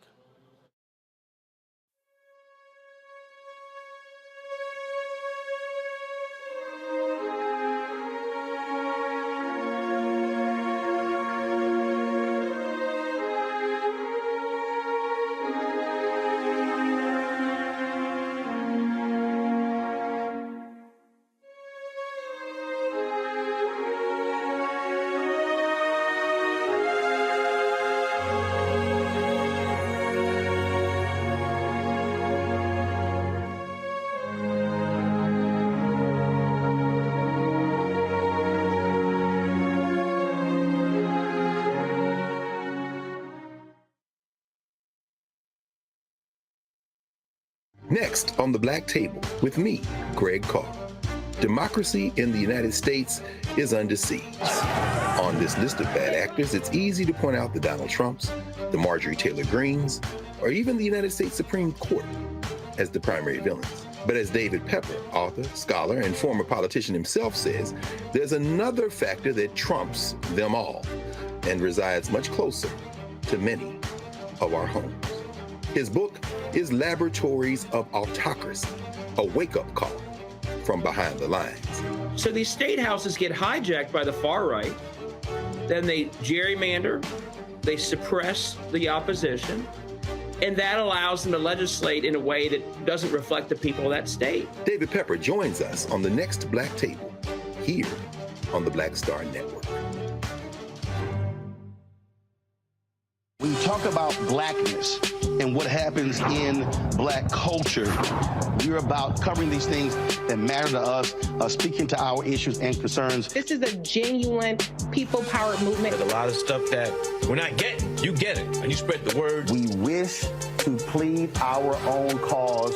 Too long have others spoken for us. We cannot tell our own story if we can't pay for it. This is about covering us. Invest in black-owned media. Your dollars matter. We don't have to keep asking them to cover our stuff. So please support us in what we do, folks. We want to hit 2,000 people, $50 this month, raise $100,000. We're behind 100,000, so we want to hit that. Y'all money makes this possible. Check some money orders. Go to P.O. Box 57196, Washington, D.C. 20037-0196. The Cash App is $RM Unfiltered. PayPal is R Martin Unfiltered. Venmo is RM Unfiltered. Zelle is Roland at RolandSMartin.com.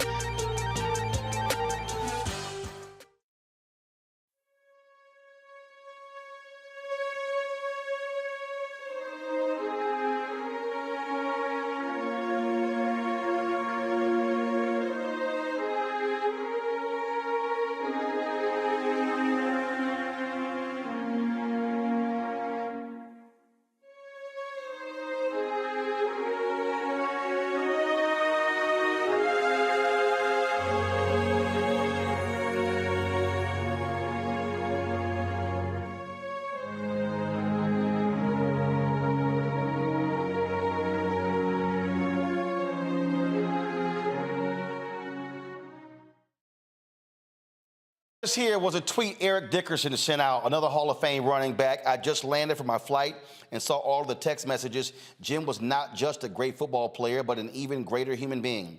We need more people like Jim Brown. He'll forever be the standard of how the great running backs are measured in our game. Till we meet again, my friend. Folks, last year we were at their 80th birthday party for Richard Roundtree, and it was, of course, a great time had there. Jim Brown showed up and paid his respects there, and so we'll show you that in a little bit. But right now, we're joined by another Hall of Famer. Terrell Owens. We're setting up his shot and getting his audio straight. He'll join us in just a second. It was, I guess 3 or 4 years ago, maybe even longer. I actually did an interview with T.O. and Jim Brown at Jim Brown's home in Los Angeles. I am trying to get hold of a copy of that from the producer, Stacey Dillon. We'll try to stream that over the weekend or on Monday. It was a great conversation we had it was separate interviews I did with T.O. and then I did one with Jim Brown. It took place again at Jim's home there in Hollywood Hills. And so, do we have T.O.? Is he ready? Okay, all right, so we're trying to get Terrell's audio straight as we speak, and so we're doing that. Let me pull up what Emmitt Smith posted about Jim Brown. He posted this here. My heart aches at this very moment after hearing of the passing of Jim Brown. He is and was a true legend in sports and in the community, using his platform to help others. Thanks, King. This here is a photo of Emmitt Smith as Barry Sanders, two of the greatest running backs ever, as they take a photo there with the greatest himself, Jim Brown. And of course, that was there. And so Barry Sanders also was tweeting as well. I want to pull up before I go to T.O. I want to share with you what Barry Sanders posted. He said, you can't underestimate the impact Jim Brown had on the NFL. He will be greatly missed. Additionally, his generosity and friendship with my family is a gift that we will always treasure. Our thoughts and prayers are with the Brown family and Brown fans at this time. And again, this is a photo there of Emmitt Smith, Jim Brown, and Barry Sanders. Joining us right now is Hall of Famer Terrell Owens. T.O., glad to have you on the show. It was a few years ago. We were at Jim Brown's house. Terrell. Yeah, I got you, T.O. Can you hear me? T.O., can you hear me? Yes, I hear you. All right, so it was a few years ago. We were at Jim Brown's house when I sat down and interviewed you and Jim. Just share with folks your relationship with Jim Brown. Oh, man, I think when you think about just football in general and just what he's meant to the black community, there's not enough to be said. And you just think about the impact, just the culture, the black community. He's done so many great things, and he's been a pillar for the success of so many, athletes that look like me. So for me, just to be in his presence, to be there with his wife, is definitely one of those moments I'll never forget. And also, like I said, you were there.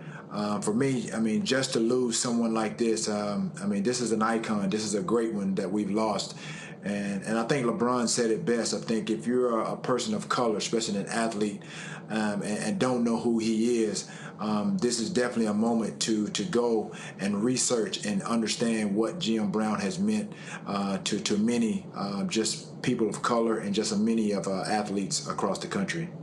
Yeah, you play wide receiver, but with the running backs, they really revered him in a different way as well. This is Jerome Bettis. I was texting Jerome earlier. He was actually at a benefit for Reggie McKenzie. He tweeted, "Today we lost a true legend. May Jim Brown, my Pro Football Hall of Fame brother, rest in peace and power." This is Bettis and Jim Brown right here. And the thing, again, it's just something about, again, those running backs. And again, when you look at Emmitt Smith and Barry Sanders and Eric Dickerson and Jerome Bettis and so many others, as they think about and reflect on Jim Brown and what he meant to the position, but also to the NFL. And he was also someone, he didn't take no stuff. He didn't take no stuff from nobody. Earlier I read how he left the Browns. He was not going to let anybody tell him what to do. Right. I think if you look at what he did, I think now you're seeing a lot of athletes that are, realizing their power and using their leverage, using their voice to speak up on a number of issues. And I think LeBron has really kind of taken that torch and that mantle and really doing that for a lot of athletes. A lot of people have even said that I was, when I played, I was one of those guys. I didn't really take a lot of stuff either. I was very outspoken, and that was often kind of misconstrued as being arrogant and cocky. But for me, again, I knew my worth. And I think I was reading something earlier when all this happened, and I came across an interview that Jim Brown had done with Sports Illustrated in 2002. And I hope a lot of athletes would really listen to and really just take note to what he said. In this article, he goes on to say that there are beneficiaries of our struggle, Brown said about modern black athletes in this interview. He said, but they don't recognize that because they're inundated with agents, managers, lawyers, and team owners who don't want them to do anything but play ball and hopefully keep themselves out of trouble and just be physical freaks of nature with no awareness of decision-making power. And that's honestly where we are right now. You think about the National Football League. This is the only sport that honestly has a lot of wear and tear on our body that doesn't have guaranteed contracts. These athletes have to understand how much leverage, how much power that they have to get those guaranteed contracts if they truly want them. And again, NFL is made up of 70+% black and brown athletes. If they want these guaranteed contracts that obviously some of these other sports are garnering, they have to understand their leverage. They have to understand their power. And this is what Jim Brown was alluding to. And this has been going on for many, many years. And it takes a number of these guys to honestly get together in order to do that. The NFLPA, the union, is not as strong as some of these other unions like the NBA, MLB. And a lot of people don't know this, but the National Football League makes more money than the NBA and Major League Baseball combined. And there's no reason why us as athletes, especially these new guys that will be coming into this new money, that they shouldn't have guaranteed contracts. What Lamar Jackson had to go through over this last few months, that shouldn't happen. Indeed. T.O., we appreciate you, Joe, and taking some time, man, to share your thoughts and reflections about the passing of Jim Brown. Thanks a bunch. Absolutely. And all my best go out to his family. Thanks so much. We appreciate it. Matt, what T.O. said there, we talked about a little bit earlier in terms of how Jim Brown operated.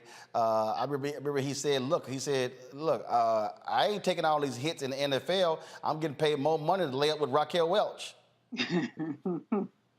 Yeah, and first I'll say I'm a little younger, so I obviously didn't get a chance to watch Jim Brown play, but I did play lacrosse at Howard, and it's interesting because I remember the coach saying that just so frequently. Oh man, greatest lacrosse player of all time is Jim Brown, and it dawned on me then that we're talking about a man who had played before any of us had ever lived, and his legend so far outshone his playing days that we were still talking about it, 60 years later, which I think is just a testament to the titanic proportions of his ability. But what I thought was great about that letter, and especially that I think T.O. hit on beautifully, is not only the social responsibility that athletes have, that many of them are shouldering that burden, and really in a great way, but beyond that, the idea that, look, you are the ones that put the butts in the seats. You have the leverage. And that's an important lesson not only for the athletes, but for all of us, because so many of us create value for corporations and for agencies and other places and don't fully understand how much they rely on us and how much they need us to accomplish their goals. So I like the idea that athletes are empowered to not only realize, their social responsibility, but realize how they can leverage their position and say, look, NFL, we make so much money for you. We need guaranteed contracts. And if you don't give us those contracts, here are our consequences. So I think he was a model in that respect. And I just think obviously he was a titan. And to be a person who has set so many standards in so many different realms is really an extraordinary thing. And I'm appreciative of his legacy and his stalwart commitment to living his truth as a black man unapologetically. Indeed. All right, I got to go to a break real quick. When we come back, we'll have more tributes to Jim Brown, folks. Again, passed away last night at his Los Angeles home at the age of 87. You're watching Roland Martin Unfiltered on the Black Star Network.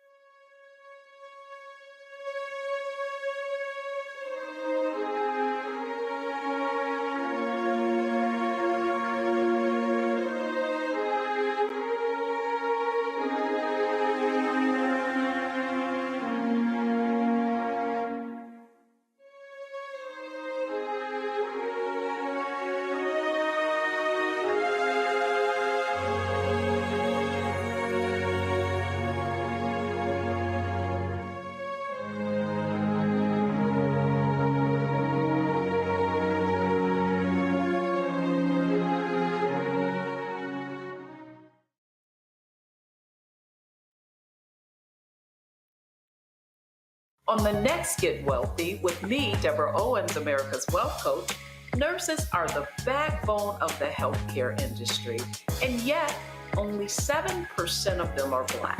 What's the reason for that low number? Well, a lack of opportunities and growth in their profession. Joining us on the next Get Wealthy is Neely. She's going to be sharing exactly what nurses need to do and what approach they need to take ownership of their success. So the Black Nurse Collaborative really spawned from a place and a desire to create opportunities to uplift each other, those of us in the profession, to also look and reach back and create pipelines and opportunities for other nurses like us. That's right here on Get Wealthy, only on Black Star Network.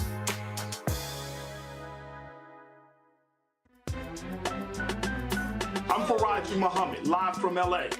And this is The Culture. The Culture is a two-way conversation. You and me. We talk about the stories, politics, the good, the bad, and the downright ugly. So join our community every day at 3 p.m. Eastern and let your voice be heard. Hey, we're all in this together. So let's talk about it and see what kind of trouble we can get into. It's The Culture, weekdays at 3, only on the Black Star Network.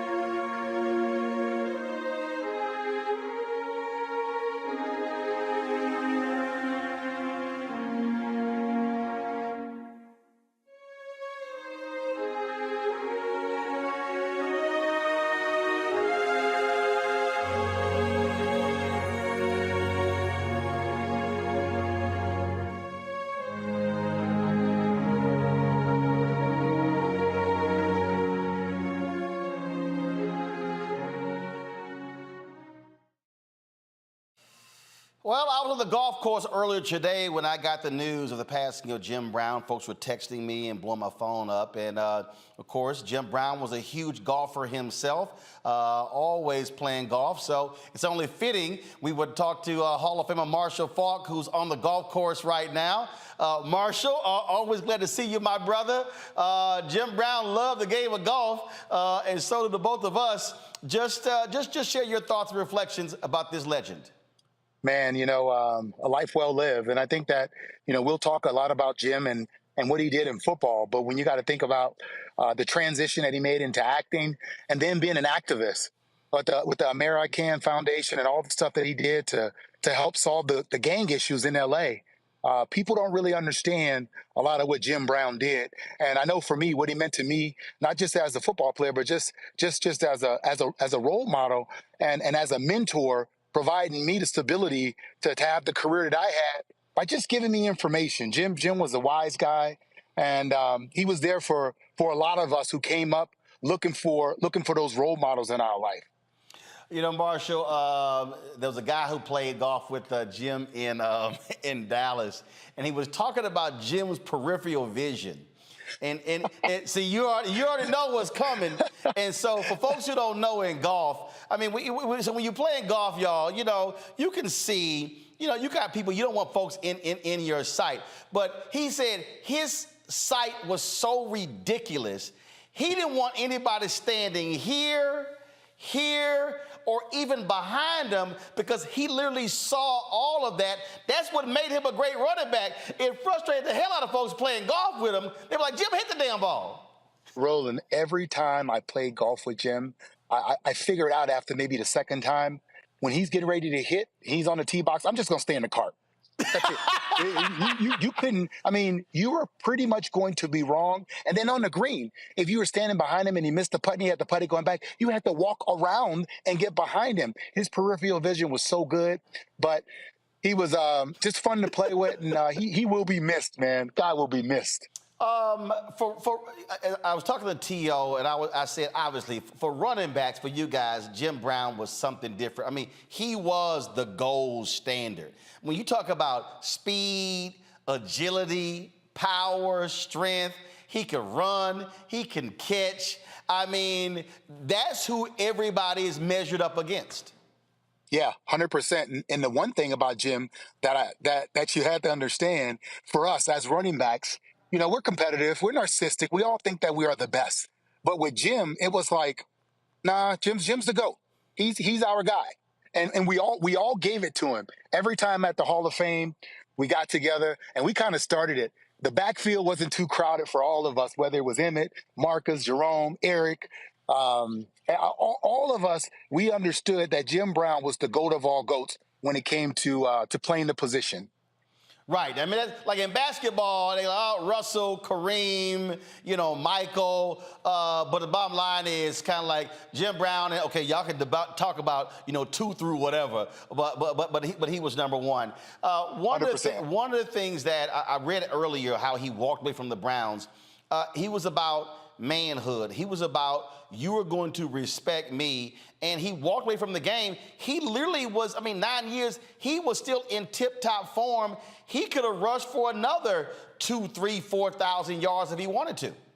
Yeah, walked away from the game. And here's the thing you got to remember. It wasn't just about that you were going to respect him. He respected you.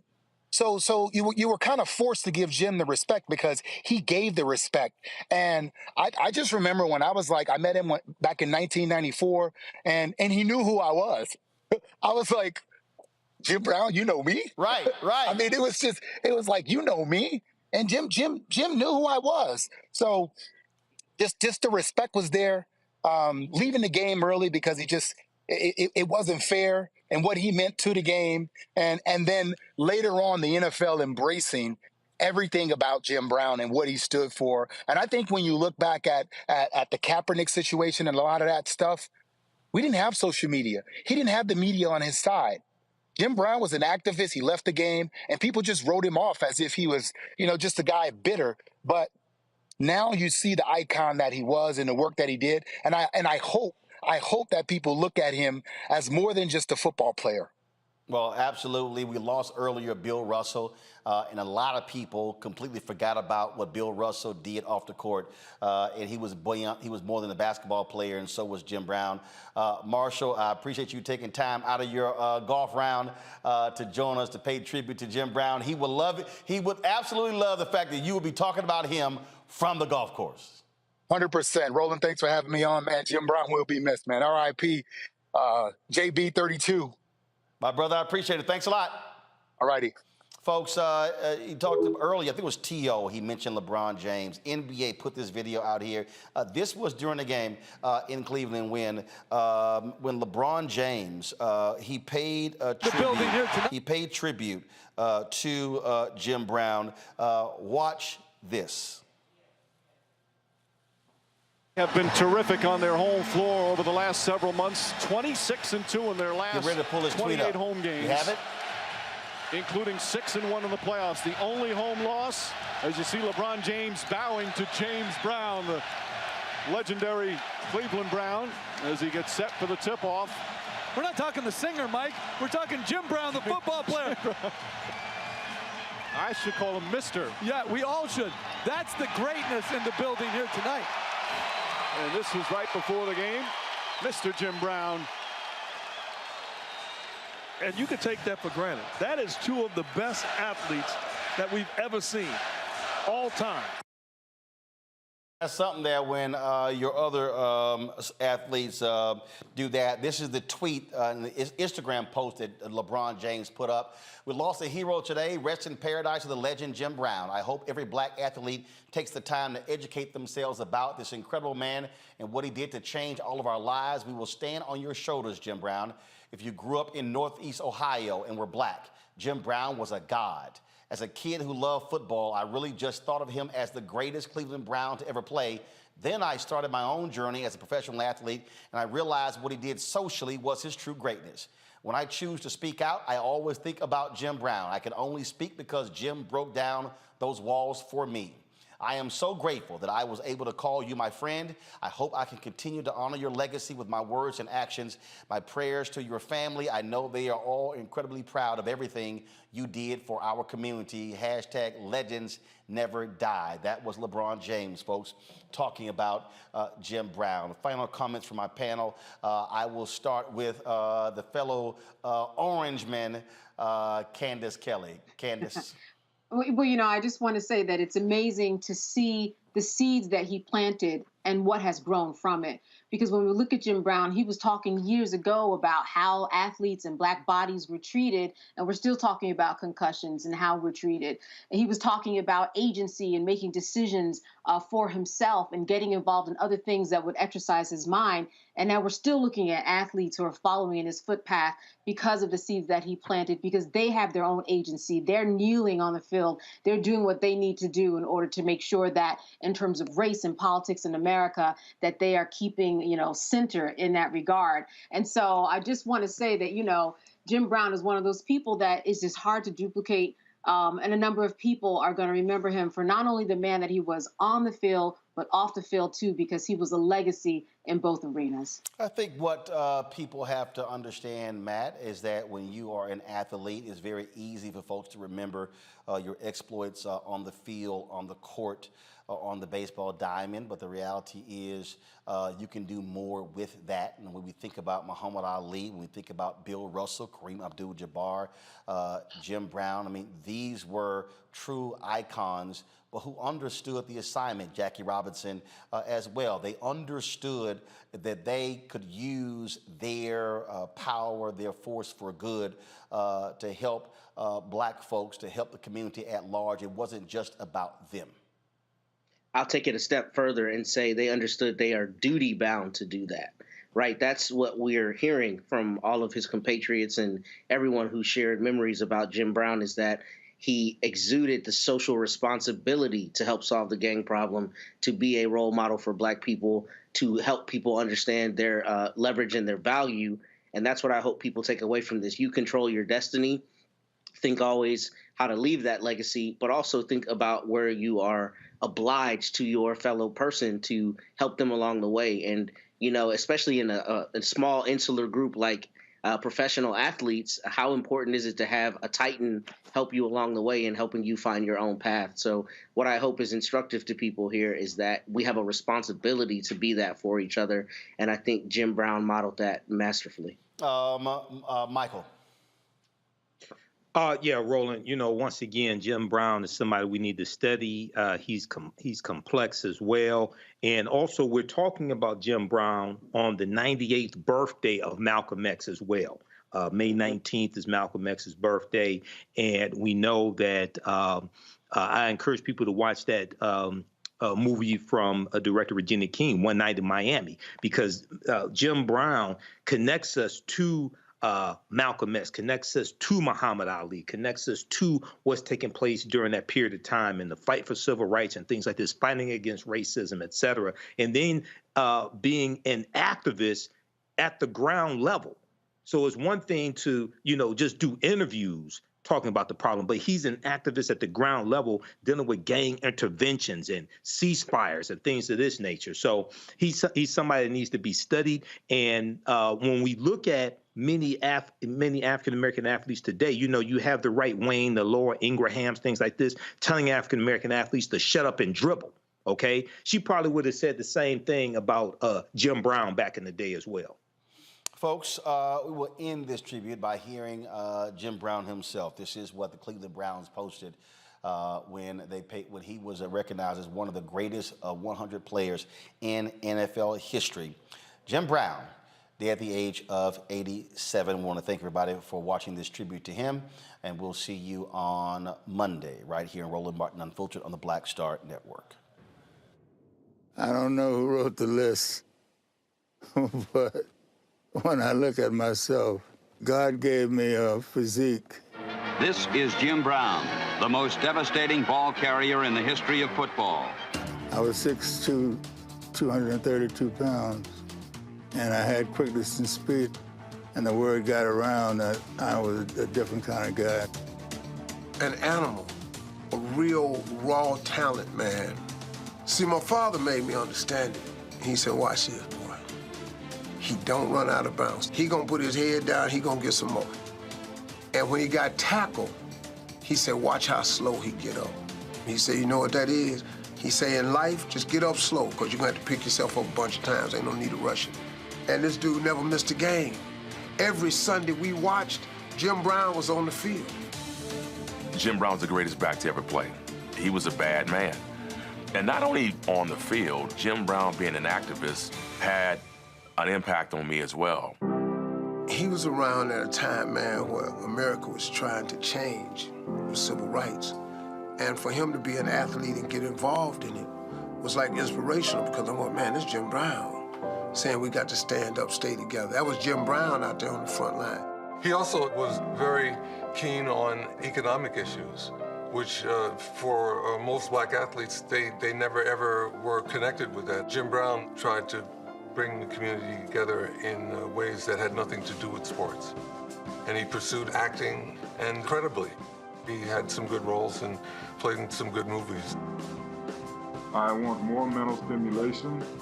I want to have a hand in the struggle that is taking place in our country. His footprint was so big that the respect you have for him and how he's changed the game and set the blueprint for all the backs who played this game is very impactful. You know, you gotta look for a little black kid back in the 60s, man. This is doable, you mean? And so, you know, I mean, he was quite an inspiration.